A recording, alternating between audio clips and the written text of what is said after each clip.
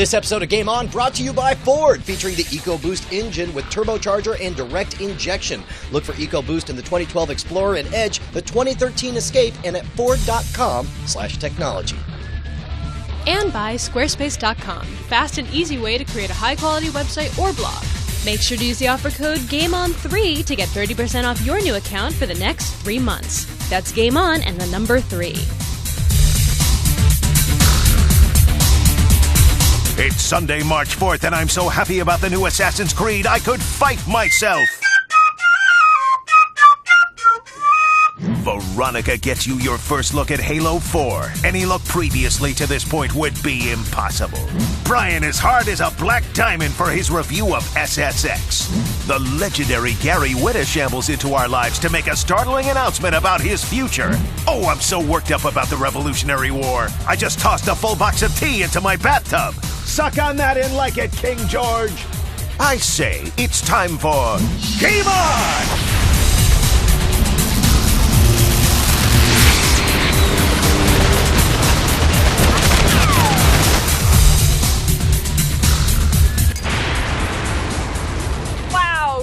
About that intro was inappropriate. What are you, a Tory, some kind of British sympathizer? Hey guys, we are now on for Game On. I'm Brian Brushwood. And I'm Veronica Belmont. Dude, you have no idea how excited I am to have Gary Whitta on the show. When I was in college, I read PC Gamer magazine while he was editor-in-chief. I listened to the PC Gamer podcast and his podcast Game Theory before I even got into podcasting myself. And of course, I loved Book of Eli, which he wrote. Mm-hmm. This is going to be epic. Yeah, you're getting a little fanboyish. I am a little bit So just a little bit. It's okay. You're allowed. My tail's wagging very fast.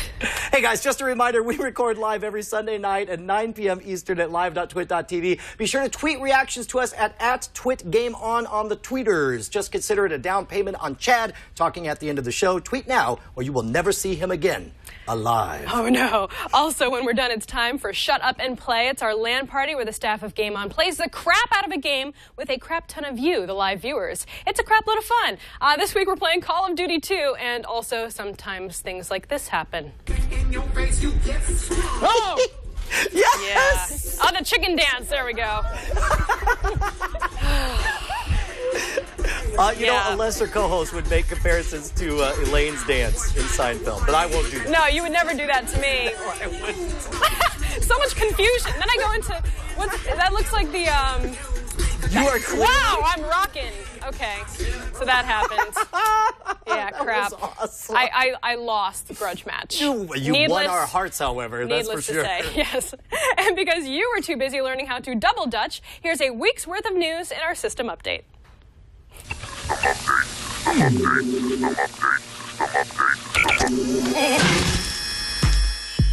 Remember last week when a Blizzard PR rep told Diablo 3 superfans that they shouldn't get excited and to think of the game like an M. Night Shyamalan movie? Well, the shocking surprise twist ending came early for 600 Blizzard employees as they were fired this week. Allegedly, the bulk of those axed are from customer service, which was found to be, quote, overstaffed, unquote. Surprise! Nintendo's next-gen console looks like it's going to be sold for a song. Rumors has surfaced that the Wii U will retail for only $299, which is competitive to the PlayStation 3 and the Xbox 360 at $250 and $200. But it will really be a pee-in-your-pants bargain when the next-gen consoles from Sony and Microsoft come out. In comparison, Sony's brand new PS Vita retails for $250 as a portable console. Give me liberty or I'll give you death with a tomahawk right in your fucking face. That's what you'll be saying when you play Assassin's Creed 3.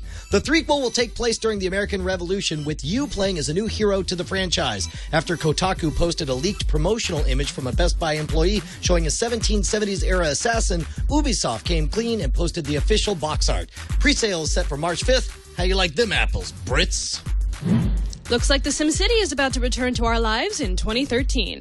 A Spanish translation from a German magazine revealed that sim maniacs can expect a new graphics engine, a beefed-up multiplayer cooperative mode, and even more complex relationships between vectors like population density, crime, and land value. The boner? Mastermind Will Wright has nothing to do with the project. Reticulating splines. Have you seriously longed to party like it's 1999? Because we might have a way back to that bygone era. San Diego-based development and production company Super Fighter Team has announced they are releasing the first Super Nintendo title since 1998. It's called Nightmare Busters. They're looking to make 600 copies of it, and it will retail for $68. No word yet on what launch day DLC they'll make you buy, because they can't sell it to you because DLC wasn't invented yet. The 90s ruled.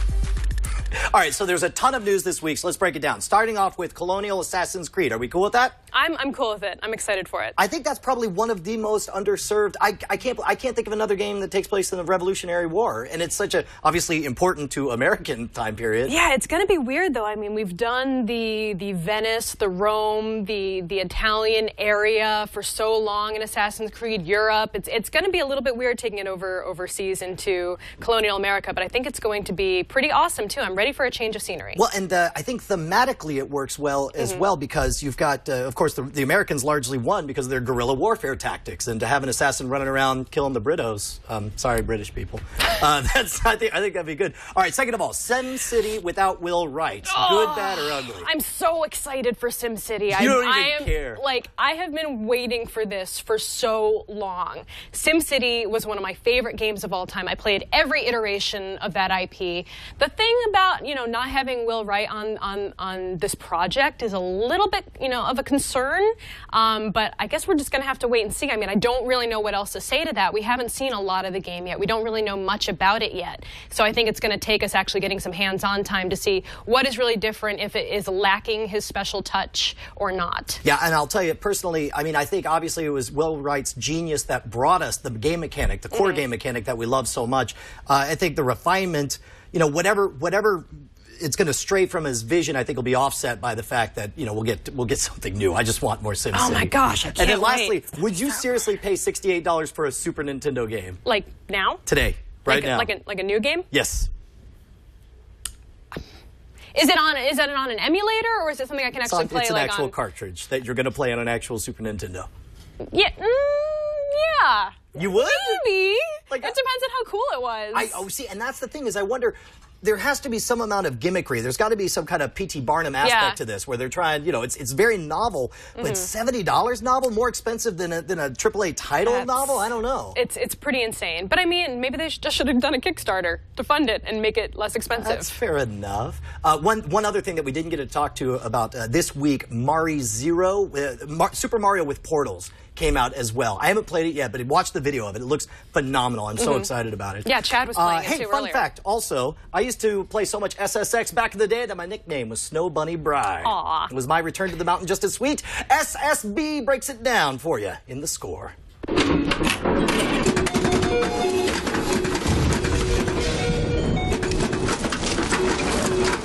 All right, so full disclosure here. I played the original SSX a hell of a lot on the PS2. I started to play Tricky, but I got frustrated by the fact that I was playing Tricky on an Xbox, and the control scheme was just different enough that I was like, screw it. And I never really got into it. But you played a lot of Tricky. Tricky was my personal favorite. Yeah, and a lot of people like that. And in fact, I know other people were saying that SSX3 was their favorite. I will say that it was a real challenge for me on the latest version to learn the new control scheme on the new SSX, but I stuck with it, and I'm so glad I did. Well, I thought you could go back to the classic version if you wanted to. You can, but by all accounts, I heard from other friends of mine say, stick with it, it's totally worth it, you're going to dig it a lot more. And it's very intuitive, and it just feels right. You feel like you're doing everything exactly right. They also added more character backstory, and all the character backstories they're super one-dimensional. You got these brief comments giving you like 8 lines about someone's backstory. And at first I was rolling my eyes, but then eventually it really mattered. I liked the fact that I got just a taste of a real character behind each of the players. And I loved the addition of a bad guy, of Griff, this jerk who defected from the team, and now you got to take him out. That made everything a little bit more satisfying. And I loved the music from the first SSX. I still will put in the original SSX soundtrack, the Slave Border theme that I believe Mixmaster Mike had something to do with. But I don't know if it's because all the music is new to me right now, or if it's all just licensed crap and it's not the same, because it was original music back in the day. So the music hasn't grown on me the way I wanted it to. But I will say this, and it was very, for talking to one of my heroes, Gary Whitta, I hated that I was disagreeing with him, because Gary did not like the Deadly Descents.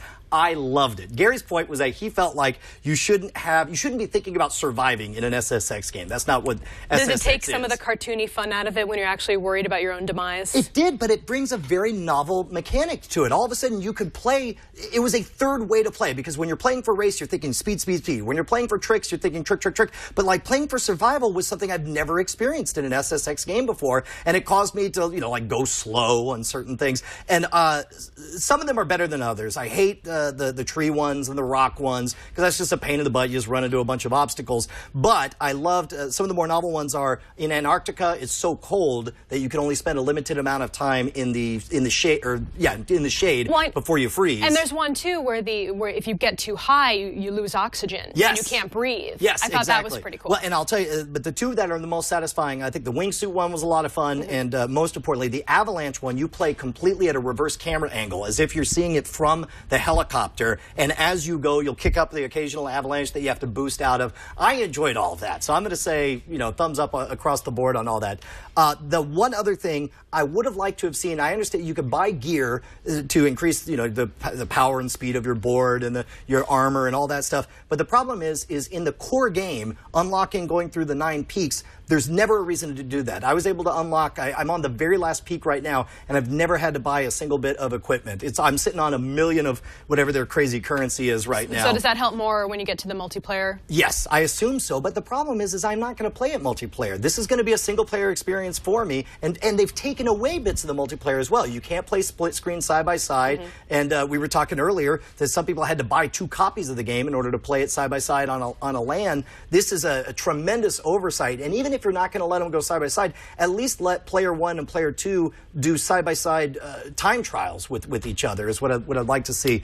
But yeah, I know our friend Anthony Carboni was also complaining a bit about the multiplayer to me the other day. Right. So I think that's something that is kind of standing out to a lot of players in a big way. But what did you think about the terrain? Because I know that they actually used like NASA footage of actual mountains to map everything out. It's like real world like stuff going. I don't know how to describe it even. I would never have believed that for a Really? second. In fact, that was the most novel thing to me, is when you told me that, I'm like, these are cartoonish terrains. There's no way that these are based in reality. They are in some way at least based in reality. It feels very believable. It doesn't matter if it's realistic or not. You really get the feeling. It's a very worthy successor. If you enjoyed any of the previous incarnations of SSX, I highly recommend you buy it. And it's one of those games like while you're playing it, you think, oh, this is all right. I'm having an okay time. But I kid you not, like for the past 2 days being out here in California, all I could think of is like, man, I really wish I was playing SSX right now. You know me, I'm not a huge sports game person. Like I don't play a lot of them. And SSX kind of borderlines as a sports game in a lot of ways, but it's probably my favorite of that kind of genre. Sure. I'm not really sure how you would even classify it, because it's an action sports. It's an action sports game, yeah. And kind of an outrageous sports game. Well, with a little more of a fun twist to it. Absolutely. I just missed the Tokyo level from Tricky. Yes. That was like one of my favorite video game levels of all time. Absolutely. Well, go out and get it. SSX is available right freaking now for only $59.99. All right. Well, regular sports are for guys who pinch the butts of waitresses on the graveyard shift. Action sports rules. And in honor of SSX, we count down the top 5 in this week's lead sheet. Initiate countdown. All right, rock stars, let's talk about the best action sports games in history. Start off with Tony Hawk Pro Skater 2. Finally, all the experience of being someone who does nothing but skate around public areas all day, but without any of the misdemeanor drug possession arrests. Not only was this the breakout for the legendary Tony Hawk franchise, but it really was the perfect storm of unique physics engine, authentic mixtape ambience, and super fun challenges. Since constant timing and balance were the hallmarks of the game, replayability was also maxed out like the points on a 15-minute-long half-pipe ride. Also, like John Madden to football, Lee Trevino to fighting golf, and Bill Laimbeer to combat basketball, Hawk is one of the great celebrity title sports game endorsers of all time. Number 4, Excite Bike. Did you ever really even think about dirt bike racing before this game? I mean, unless you're Kelly Leak from Bad News Bears, the answer is no. But an easy-to-learn, difficult-to-master control system and the emphasis on time trials really took this game to the next level. How exciting is Excite Bike? Look at that crowd. The entire freaking arena is packed to see one mook ride around on a track to set a race time. What's more, they are so polite you can even hear the engine on his pocket rocket. Not a peep. Everyone is stone-faced like they're waiting for a Supreme Court judgment while this random dude sets a personal best. That's how exciting. Number 3, 1080 snowboarding. Before there was SSX, there was 1080. So much of this game was totally revolutionary at the time it was released on the N64. The sound design created whooshing sounds on the slopes. There was a tangible difference between hard and powdered snow, and the physics engine put a premium on landing your board in a way unseen prior to the release and taking full advantage of the console's super responsive controls. The N64 always did such an amazing job at representing fringe sports. But snowboarding was already cool. It was the hobby your older brother's rich friend was really into. They really outdid themselves with another title. Wave Race. Let's get one thing straight. Unless you're trying to outrun the Coast Guard in a Michael Bay movie, there is nothing cool about wave runners. Sure, they look fun enough on vacation, but then you have one too many strawberry daiquiris, you rent one from a beach carny, and 10 minutes into doing laps around the ocean, you realize it's boring, nauseous, and awful. Which is why Wave Race rules. All the fun of Mario Kart, including the speed and jumping objectives, in a groundbreaking representation of water. It made this a must-have title when it dropped in 1996. Also, every wave was essentially a ramp, creating endless opportunities for awesome showboating. Number 1, Skitchin'. For some reason, rollerblades took the concept of skating out of the rinks and into the streets. Forget couple skates and the chicken dance, now we could roam the cities like feral dogs. It also became oddly anti-authoritarian, which is what makes the hilarious premise of Skitchin' awesome.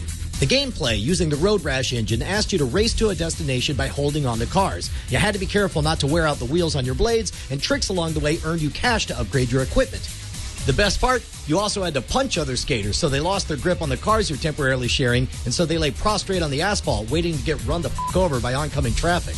It even stirred up a little controversy, forcing the creators at Electronic Arts to put a warning on the front of the game which cautions impressionable gamers not to attempt what they're about to play. The best part, you could skip that screen by tapping out B-A down A start start. Yep, you can zip right through that nonsense by entering what the game truly is. Badass.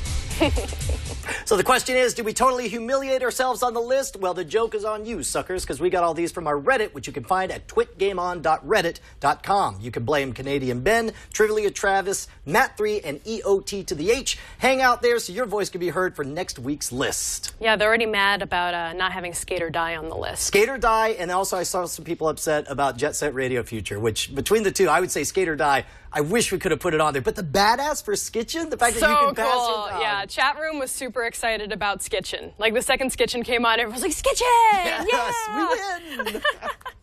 All right, so hey, we got a super early first look at some of Microsoft's biggest releases of 2012 this week, including Halo 4 and the new Fable. But enough of my malarkey, let's see the goods. Microsoft is kicking off the week before GDC by showing off some of their latest and greatest titles, including Mass Effect 3, Halo 4, Steel Battalion, Heavy Armor, and one of my personal favorites, Fable: The Journey.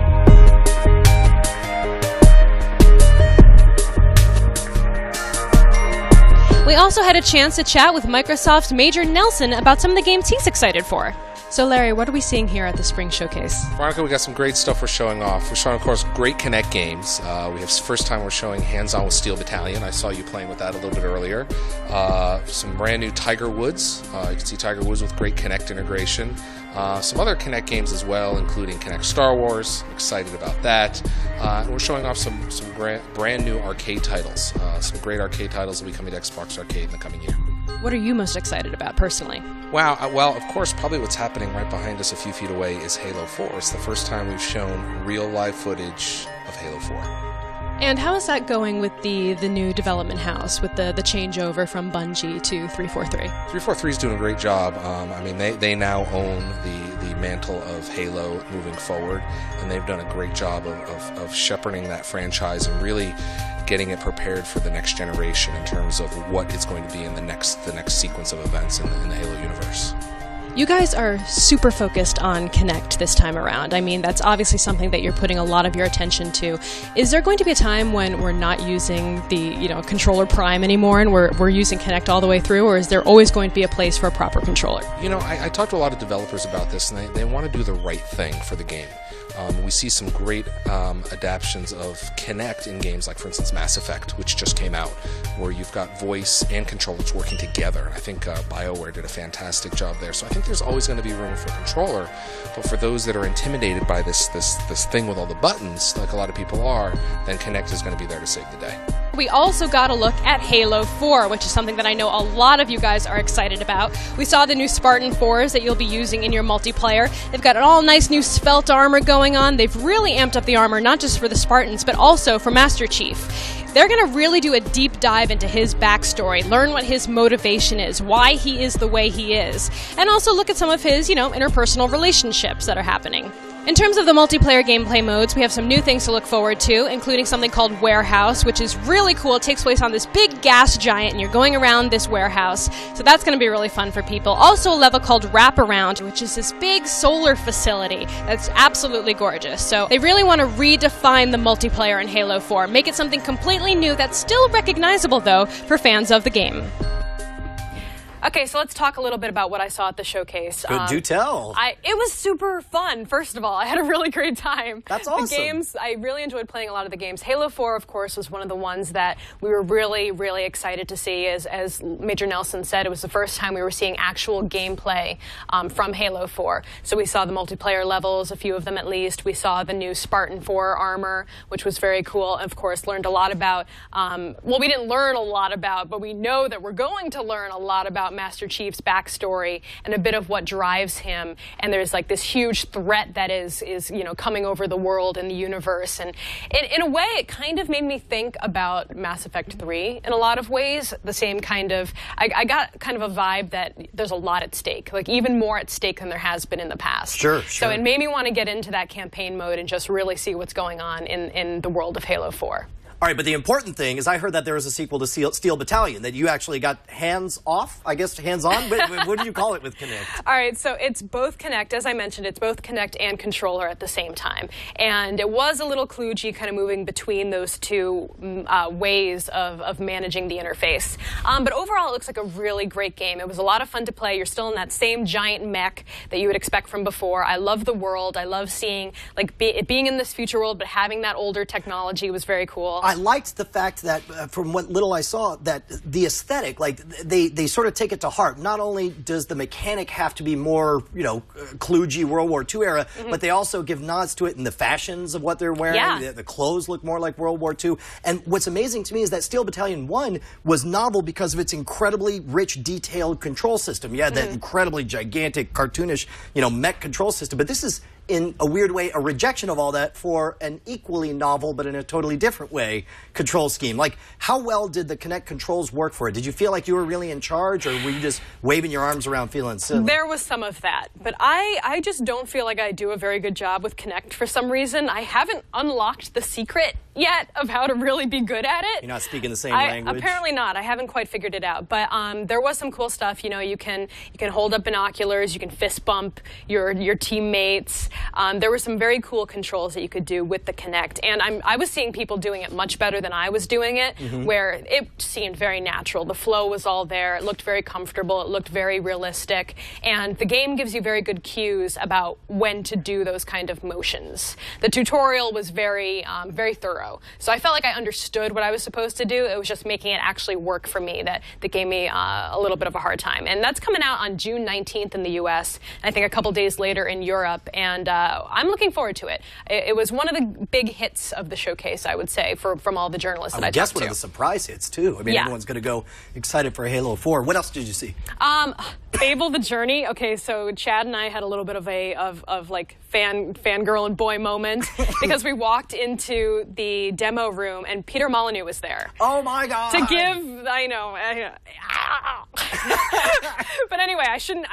I'm a games journalist. I shouldn't be that fangirl. Yeah, no, I'm objective. I'm objective. Stuff that, forget about it. But I was excited. I love the Fable games. And Black and White 2 were some of my favorite games growing up, and so those were just to be able to be in the same room and actually talk to him about that kind of stuff was cool. And they were like, "Oh, does anyone want to demo the game?" And I was like, so I sat in front of all the other journos in the room and tried the game out. I got to drive the horse cart. So you have a horse, as I mentioned, and it's kind of like that dog you're relationship. doing this. Is there Kinect elements to it? Yes. Okay. It's Kinect. And do you like that? It was cool because you're casting spells. You can dual cast with both hands too. Like use one for fireballs or shoot like energy balls at bad guys. And then you can use the other one as almost like a whip-like device to grab guys from far away and fling them in the air and then shoot fireballs at them. Then you can combine them together into one super powerful spell. That's cool. Yeah, and if your horse gets hit with arrows, you actually have to like wedge them out and pull it out of the horse's body, and that's visceral. I hate using that word, but that's exactly what it is. It's one of the most overused words in the gaming description scenario, I guess. But driving the carriage, once you figured out how to really get the reins going, I got the hang of that after a while. Right. And the horse interactions are really cool. You can brush him and pet his fur, and it just looks, or hair. I guess horses have hair, not fur. Now, and it looks is real. that just for grins, or does it serve a purpose in the game? Yeah, like because you can points heal. For your, okay. You can heal your horse if it's been damaged with your love spells. So I'm super excited about that. I love Fable. I love that world. It takes place several years after the last Fable game. The only thing, I almost asked him, I hit a bug in Fable 3 where my husband and children just disappeared at the end of the game, and like I guess they had died in some catastrophe, but it still showed them on the map. So every time I went back to my house, they were like, "Oh, they're in the house," but they were never actually there. And I was like, maybe no! that's a feature, right? Maybe it's meant to twist with you. Oh, it was like a game maddening bug, not even a game breaking bug, just like a really. I was very upset, but I didn't lash out at him about that. It was okay. Well, it's very I internalized. And then finally, we took a look at Star Wars for Connect, which was great. Star Wars Connect. My brother worked on the game, and I've not seen anything of it. Really? Yeah, no, he spent like 8 months working there. Yeah, so there's several different modes. You can do Jedi mode. There's pod racing. You can do a dancing mode. It's kind of like a Dance Central, but more Star Wars themed. You're a Twi'lek and dancing around or whatever. And then there's the Rancor Rampage. Wait, you get to be a Rancor? Yeah. All right, that's cool. And you literally just rampage throughout the whole thing. Did you not say a lightsaber thing? No, in the Jedi mode. Jedi mode. Yeah, okay, in gotcha. Jedi mode, you're a Jedi, and so you have a lightsaber, and you do things like you go into almost a skiing action to zoom forward. You're on a specific path. You can't, because it's Connect, so you're not like walking to your next location. It kind of moves you through the levels a little bit. But all the attacks were very cool. It felt like a true Star Wars game, which of course it is. And the pod racing was probably my favorite one that I saw. Wow, because surprised. it feels like a full racing kind of game. So if you were going to pick one hit, one of your favorite, the item of show, what would it be? The item of show, I would say from what I was hearing of the chatter was probably Steel Battalion. Yeah. I think people are very excited about Halo 4 too. I think 343 did a great job taking over the IP. It looks phenomenal, and I'm excited to see what they do with it. But I think Steel Battalion was kind of the surprise hit of the show. Yeah, no, it's totally novel. That's awesome. Absolutely. Well, I don't know whether to cry or wind my watch, but the show's already half over. But we have so much more yet to come. Please, trust me, you're my only hope. Gary Whitta joins us in studio to discuss a huge new gig that ties in with a very popular show involving murderous ghouls.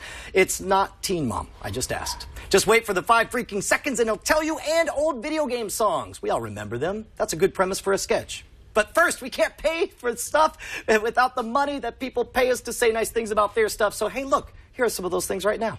This episode of Game On brought to you by Ford, featuring EcoBoost. EcoBoost is the engine technology from Ford that delivers the power of a larger engine in a smaller one. We're talking about Ford redesigning the conventional engine to meet fuel efficiency standards. They created EcoBoost engine technology by reducing the number of cylinders to improve efficiency and compensating for the loss of horsepower and torque through a combination of technologies, including direct injection and turbocharging. Here's how it works. EcoBoost combines 2 technologies, direct injection and turbocharging. Direct injection produces a cooler, denser charge that generates more power per drop of fuel, while the 2 small engine-cooled turbochargers spool up more quickly than a single large turbo. Energy from the engine's exhaust, which would otherwise be wasted, rotates the turbine wheels. Each turbine was coupled to a compressor that pressurizes incoming air, significantly increasing output per liter.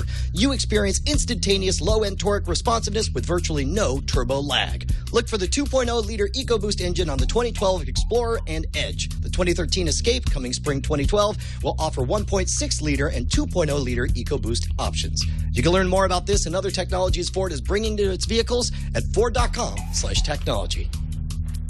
All right, well, tonight's guest has done pretty much every freaking thing on earth that I can imagine that is also awesome. He was the editor-in-chief of PC Gamer magazine. You wrote the screenplay for Book of Eli, The Book of Eli, rather.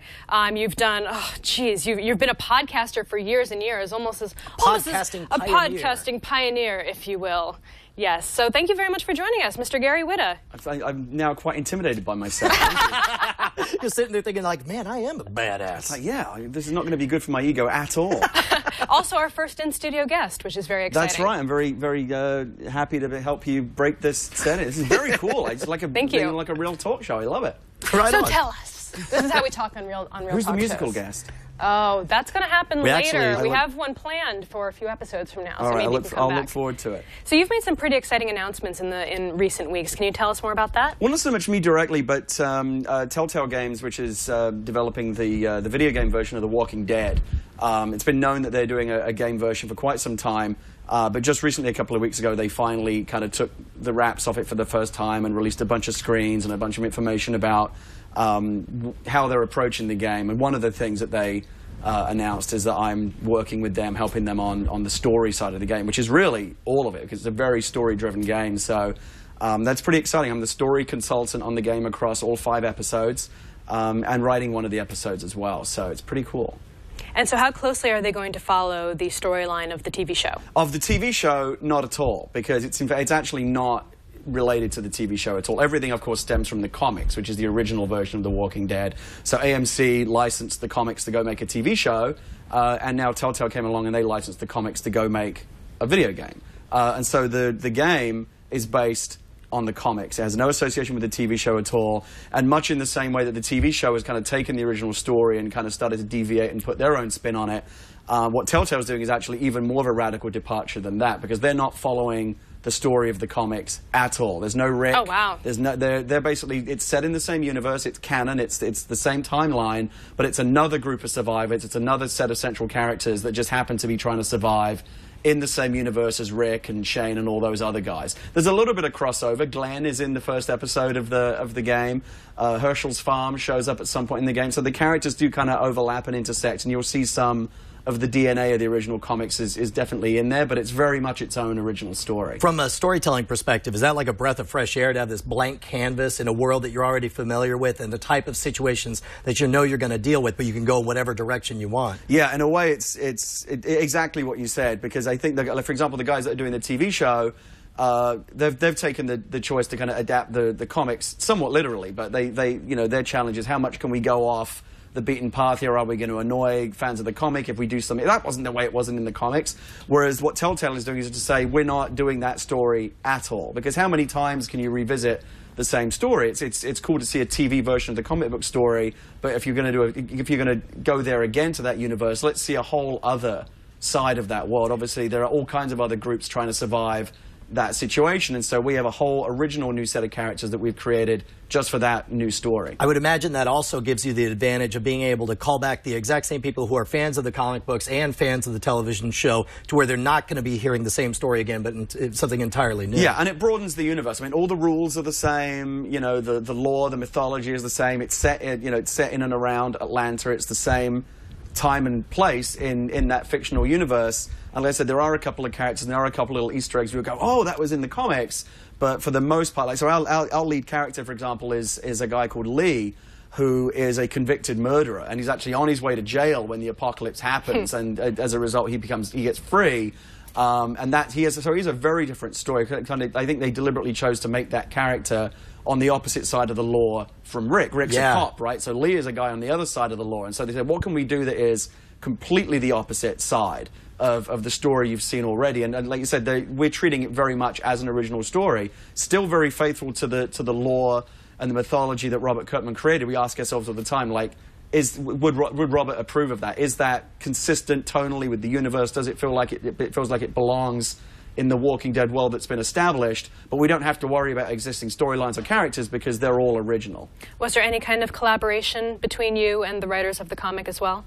So Robert's very closely involved. You know, he signs off on everything. I think he visited Telltale recently to kind of look at the game and seems to be very happy with what what we're doing. And you know, when I first sat down with the Telltale guys, you know, we kind of decided that we had two ambitions. One was for Robert and the guys that work on the TV show to look at what we did and go, oh, we should have thought of that. Why didn't we do that? That's so cool. Rubbing in a little. And also to go, oh man, can they do that? That is disgusting. Because we really kind of, I think more than the comics, even more than the TV show, I think there's some stuff in there that is really going to turn your stomach. Both in terms of the zombie gore and also in terms of the agonizing decisions that some of the characters are going to have to make. Because you remember, it's a game now. You're not watching someone else making that decision. Wow. You are the player who has to make that agonizing decision. And there are no easy choices in the Walking Dead universe. I mean, they're all really horrible choices. That is horrific, Yeah. because you're right. I mean, I read the comic book and I'm just twisting looking at the decisions they have to make. I don't want to be the guy who has to make those decisions. Yeah, for me as a writer, it's actually really satisfying. I think it's one of the benefits of working in the interactive medium. As a writer, when I write a movie or a TV show,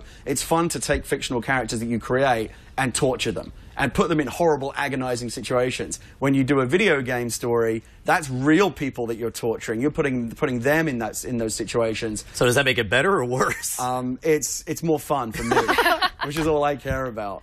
So now that you're in the trenches with this all the time, I'm sure, why do you think zombies make such compelling storytelling devices these days? Why is it such a trend right now? An enduring trend, too. Yeah. I think end-of-the-world stories have always been popular. I mean, I obviously kind of made my little contribution to that with the Book of Eli, and this is a different kind of end-of-the-world. Zombies in particular have been, like I said, just like vampires. Every kind of genre trend has its day in the sun. Zombies were really popular for a long time, then they went away. No one was interested in zombies. Now they're really back again. To the point at which I kind of feel there's almost a bit of zombie fatigue that's starting to step in. It's like, if it's not zombies, it's unicorns. Like, the internet is filled with these things. But I think that there are a couple of They're there to balance each other out, the zombies and the unicorns. I know. Maybe the zombie just fight each unicorns. other Forget about those. and have a battle royale and decide it once and for all. But I think there's two parts of the zombie kind of mythology that are immune from that. There's a lot of Johnny-come-latelys in the zombie universe these days. Everyone has a zombie story to tell. But the original George A. Romero zombie movies and the Walking Dead universe that Robert created, I think I kind of grandfathered in a long time prior to that. They were doing that stuff before it was really cool. In fact, they made it cool. I think The Walking Dead is one of the reasons why zombie stuff is cool again.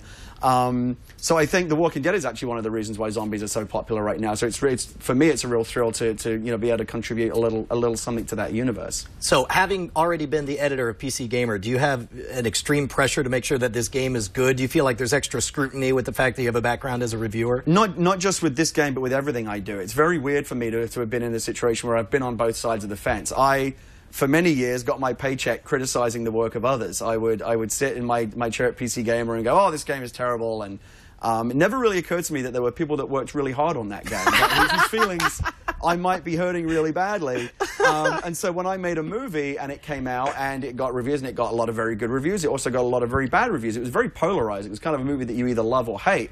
And to be on the other side of the fence, you finally empathize with people who create content and put it out in the way. You're very vulnerable when you do that, and people. To see a review, someone says this is great, that's very gratifying. But when somebody says it's terrible, yeah, it really stings. And so I'm very aware of that, and I'm sure I'll be very conscious of what people think of with The Walking Dead when it comes out. And the weird thing about The Walking Dead is the way that Telltale make games, they're episodic. They will be continuing to make and develop episodes of the game after the first episode is out. And so they'll be looking at the criticism and how the story is, just like you did with a TV show or a comic book. It's an ongoing story, so you look at how people are reacting to what you've already done, and that may shape what you continue to do in the future. Speaking of which, how is it different writing for a video game versus a screenplay or a film? It's a lot more work, I've noticed. But, I mean, it really is. And anyone who's played a story-driven game, you don't have to work in the business to appreciate this. You watch a movie, it's 2 hours long. It's usually one page is a minute of screen time, so a 2-hour movie is a 120-page script. That's what you write. That has its own challenges, but it's one linear story that you tell from beginning to end. When you write a video game, they sent me the first episode of The Walking Dead script to look at. It was 500 pages long. Holy because God. It's not just one story. It's every single branch of the story that you can go down, every single choice, every decision that you make has to be played out in dialogue and in various scenarios. And so it's much more meticulous. All the moving parts have to kind of interlock, and just by volume, you're writing a lot more stuff. So I actually think it's a lot more difficult. Now, something we were talking about a little bit before this show, I know that Walking Dead has a counterpart, which is The Talking Dead, and now the game is going to have another counterpart called Playing Dead. Playing Dead, of course. It's actually pretty cool. So what Telltale is doing is they're kind of taking a little bit of a cue from AMC. So AMC now, once you watch an episode of The Walking Dead, they have Talking Dead with, is it Chris Hardwick. Chris Hardwick, yeah. right? The Nerdist, who comes on and hosts the show and they talk about the episode. So what Telltale did is kind of took that format, but they're using it a little bit differently. They created a series called Playing Dead, and if you go to telltalegames.com, you can. The first episode is already up, and it's the same thing. It's kind of a talk show format, just like this. They have a host, and they have the developers of the game come in and talk about what players can expect from the game. So the first episode is up right now on their site. I'm in the second episode, which I think debuts tomorrow on Monday. So you've got to go to telltalegames.com and see that, and we talk about what our ambitions are, how we tell the story of the game. And I think the episode is me and Sean Vanneman, who's one of the developers of the game, and also one of the guys, if you remember the Idle Thumbs podcast, he's one of those guys. And I think Idle Thumbs is actually coming back as well. They did a Kickstarter and they're bringing that podcast back, which is very cool. So it's funny how all these different worlds intersect, but if you want to know a lot more, I mean, like a lot more about what the Walking Dead game is going to be, you can go to Telltale's website and check out those YouTube videos. Robert Kirkman himself is in the episode after me talking about how he's contributing to the game as well, so that's pretty cool. So can you spill the beans on anything else you're working on? I know you're doing something with M. Night Shyamalan now? Yes, there's very little I can tell you about it other than what is already in the public domain. It's called After Earth. I worked on it as a screenwriter. M. Night Shyamalan is directing it. Will Smith and his son Jaden are in it. They're the stars. And it's shooting right now. They just got done in Costa Rica, and they've got a few more months to go, and it's coming out, I think, June next year. It's a big summer movie, so that's very exciting. And do not ask me anything else, because I am not allowed to say anything other than that. maybe after we give you a couple of beers already, later. so, yeah. He's already said too much, ladies and gentlemen. So where can people follow you online? At Gary Whitta. I think it's up on the screen somewhere, because my name is spelled weirdly, but if you see it on the screen right there, there it is.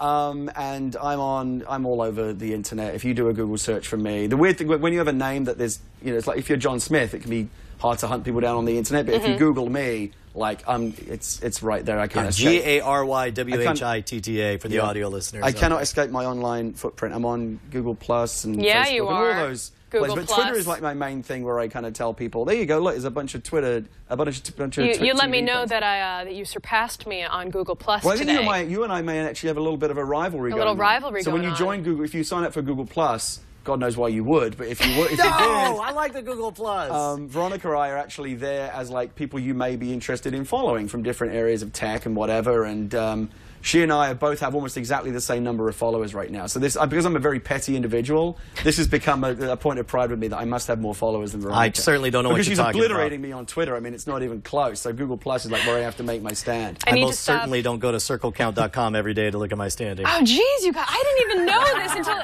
This is one of those times where I was actually like, oh, I have a lot of followers on this thing.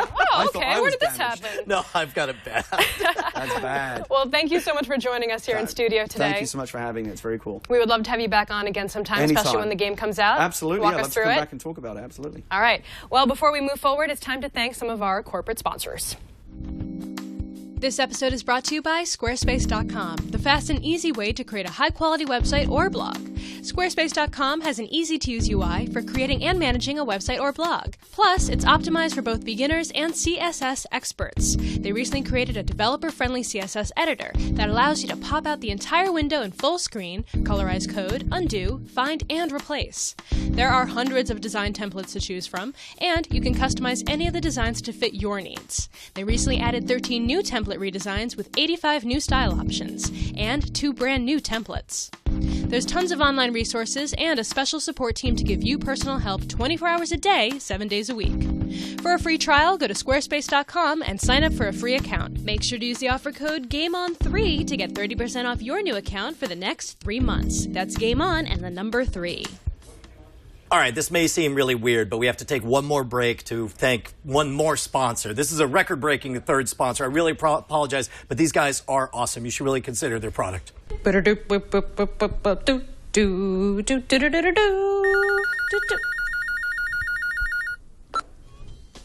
Bri, what's up? Oh, nothing. I was just thinking about how much I love some of the songs from old video games, but it's such a hassle to drag out all my old consoles just so I can listen to them. That's why I bought the new album with all my favorite video game songs called Video Game Classics. Me too. Even though they have no legal rights from the game publishers to play any of the music or reference any of the characters or franchises by name in the commercials, that didn't stop me from enjoying songs like do do do do do do. Do do do do do do do do do do do do do do do do do. Do do do do do do do do do do do do do do do. Do do do do do do do do do do do do do. Boop boop boop boop. Do do do do do do do do do. Boop boop boop. Ba-dum bum ba-dum bum ba-da da da da da. Ba-da ba ba-da da. Ba-da ba ba-da da da da. Ba-da ba ba-da ba ba. Wow, that brings back memories. Memories so strong, I spent my own money to buy this album, trusting that all the songs are on there, even though the creators have been warned that drastic action would be taken should any trademark intellectual property be mentioned. I also love that Video Game Classics includes great songs like do do do do do do do do do do do do do do do do do do. Do do do do do do do do do do do do do do do do. And a ton of other songs that cannot be specifically referred to thanks to a very specific, serious threat by those that legally own the copyright. Oh, hold on a second. That's our friend Tom. I'll conference him in. Hey, Tom, are you listening to that awesome new collection of video game classics? You know, I actually am. I love that it has the Metroid song on.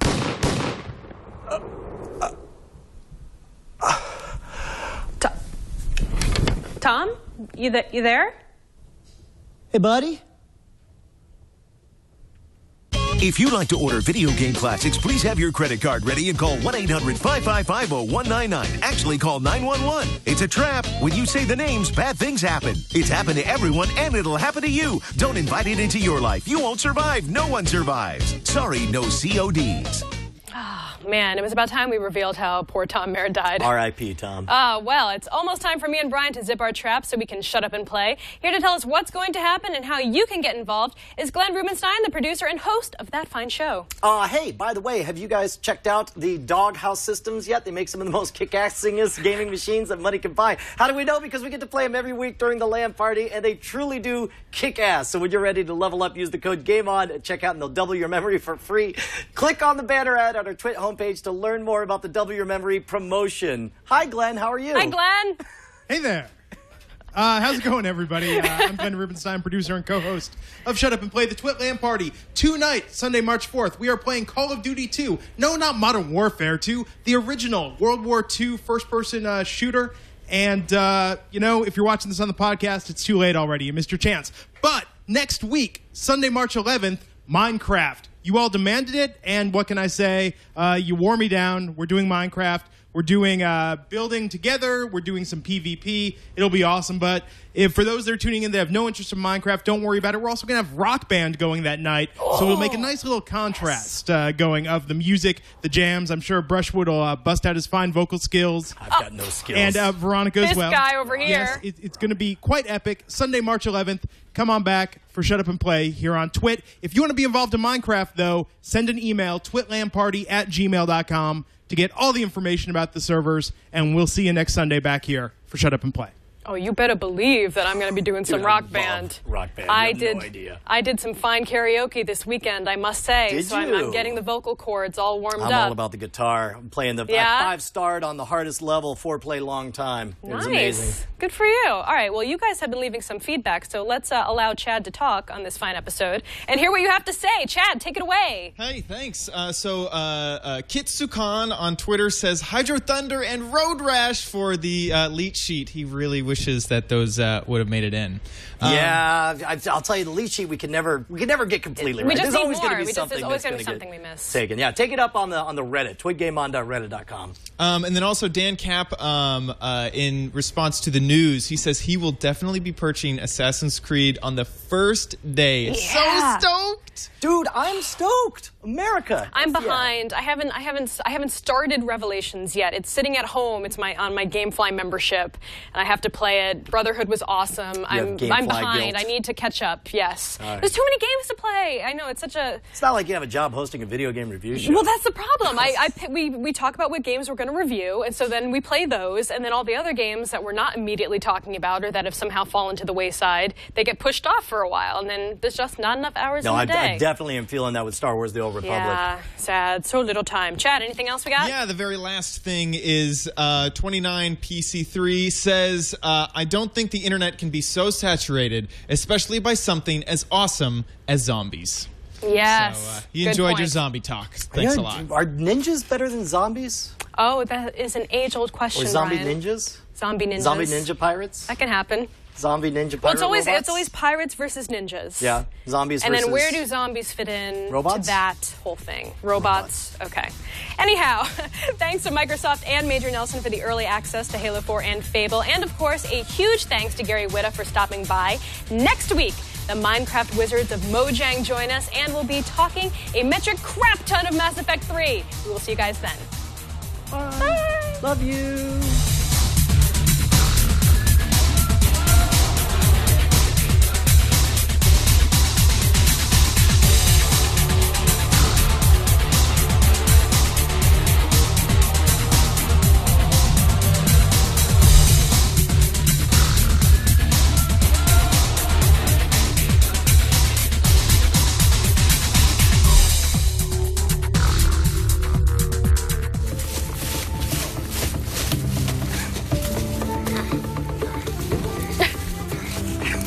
Why does she look like Veronica Mars? This is good. It's a nice giant, though. Well, Liddy, in order to get in there, I'm going to have to be stealthy, so I think we're going to have to part ways for a little bit. Might be able to find you some real armor for, well, you and some real boots for me. After all, I'm only level 5, and I could really use a new pair of boots. So, why don't you just head home so I can be stealthy and get into a giant camp? I'll be on my way. All right, Lydia, well, I'll see you at home then. And, Lydia? Lydia, oh, Lydia, you're so stupid. You Is that the subtext of this? Is this? Oh, Lydia's the worst. This is not going She's to Oh, I thought you were worst. getting all like feminist on it. You're all like, just because she's a girl, you're like, no, seriously, she's No, she's done. the Now worst. he's angry. Now he's angry, she Lydia. goes. Look what you've done. Are you happy with yourself? No, Lydia, no. Don't try to fight. Oh, God. Oh, God. Oh, no. Lydia! Oh! Lydia, where'd you go? Lydia? Oh, Lydia! Oh, there you go. Oh, I'm coming. Don't worry. Lydia, no. Why did you have to do I that? feel really Oh, bad because God. this video is so well done that it drove me crazy that she doesn't look at all like Lydia. Like she's wearing a pea coat and like jeans. But this is great. right Yeah, here. this whole thing is great. Oh, Lydia. Oh, no. Oh, Lydia. Oh, this doesn't look good. Lydia. It's the details, though, God, Brian. The Lydia, details. I'm so sorry. I didn't mean to. Oh, my God. You're alive? That was amazing. How did you do that? I am your sword and your shield. Yeah. I am sworn to carry your burden. She doesn't look anything like Lydia. She's wearing jeans. She's wearing Come on. It's like they just grabbed the girl off the street. It was like you're going to be Lydia now. We need a girl. You're a lady. You got lady bits. Now get over You're here. a lady. Yes. I don't know why this tickled us so. I just want to see him. I want to see him shoving like people in the mall out of the way the way they do in the game. You know, like moving through crowds. All he does is just Assassin's Creed walking around doing the dinosaur. This is one of those like at first you're. Look, he's blended in with the crowd. No one can see him. It's hard to see. He's reading up assassinating the Pope for dummies. But I would so do this. I love it. he just came out of the bathroom.